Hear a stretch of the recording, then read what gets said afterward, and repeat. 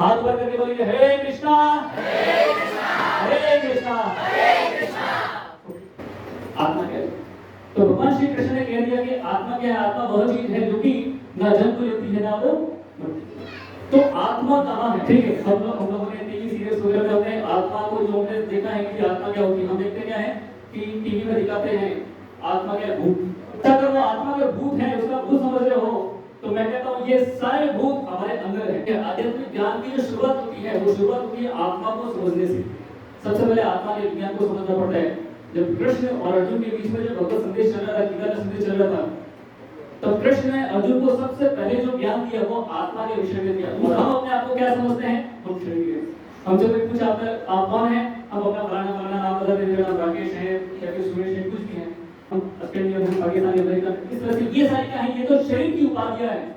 लेकिन कोई हमसे पूछे कि हम क्या है, हम वास्तव में क्या है? आत्मा। मैं कहता हूं कि ये मेरा मोबाइल। इसका मतलब क्या हुआ?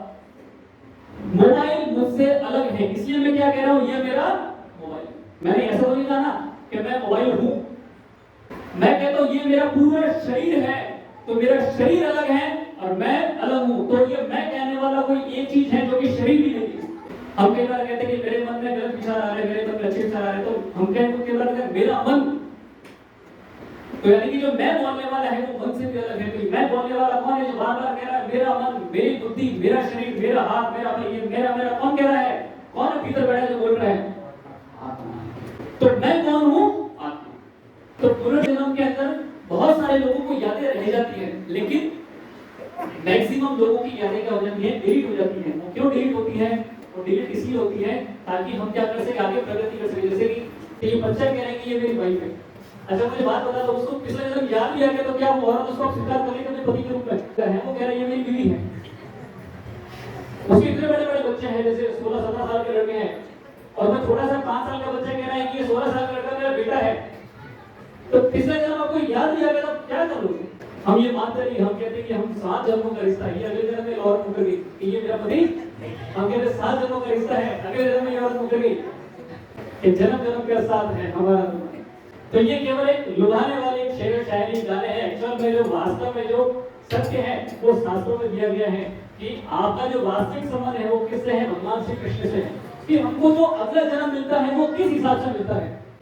यदि कोई कुत्ता बनता है कैसे बनता है, कोई मनुष्य बनता है कैसे? तो भगवत गीता में एक बार कृष्ण कहते हैं यम यम भावी स्मरण भावम त्यजन्ते अंत कलेवरम।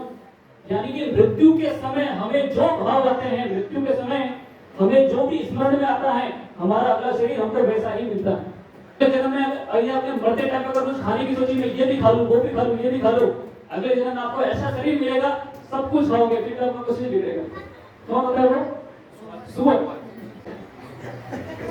अब हम बात करते हैं हमारा जीवन का लक्ष्य क्या है। तो हमारे जीवन का लक्ष्य ये है कि ये जो पुनर्जन्म और जो पुनर्मृत्यु जो हमारी बार-बार हो रही है, बार-बार हमारा जन्म हो रहा है, बार-बार हमारी मृत्यु हो रही है, इस चक्र से हमको क्या निकलना है? बाहर।